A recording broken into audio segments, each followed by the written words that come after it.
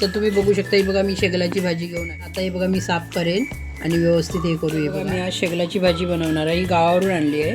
तर हे बघा हे सगळं असं काढून घ्यायचं आहे आपल्याला. आणि ही पानं आहे ना, आता मी 3 वेळा स्वच्छ धुवून घेतली. आता चिरून घेते आणि फोडणीला घालते वेळी दाखवते आम्ही मालवणी पद्धतीमध्ये कशी भाजी बनवतो. तर आता हे बघा शेगलाची भाजी बनवण्यासाठी कढई घेतली. कढईमध्ये आपल्याला 1 ते 2 पळी तेल घालायचं आहे. शेगलाच्या भाजीला ना कधी पण जास्त तेलाचा वापर करा. तर 2 घेऊया बघा. हिरवी मिरची घालून घेऊया. आपल्याला आहे ना जास्त करपवायचं नाही, कांदा भाजीसाठी वापरायचा आहे म्हणून भाजी ठेवून देते शेगलाची.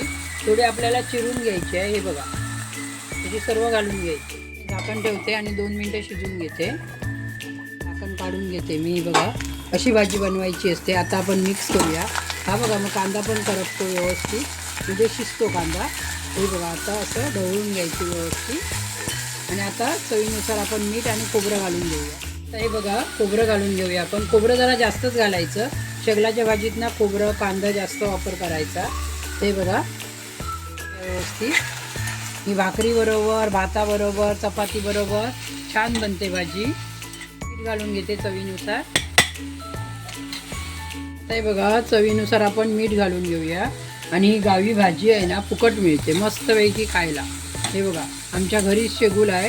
पुढच्या दारी पण आहे एक आणि मागच्या दरवाजामध्ये पण आहे. तर आम्ही अशी भाजी बनवतो.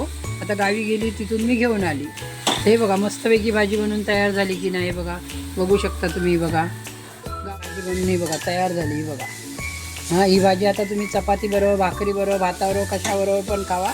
एकदम मस्तपैकी. आणि ही तब्येतीला पण चांगली आहे. आता सर्वजण म्हणतात शेगलाची भाजी खावा, शेगलाची भाजी खावा. ही बघा मस्तपैकी बनवली. आता ही मला कमेंट करून सांगा ही भाजी कशी बनली आहे ती. आणि माझ्या चॅनलला सबस्क्राईब करा, लाईक करा, जास्तीत जास्त शेअर करा. धन्यवाद.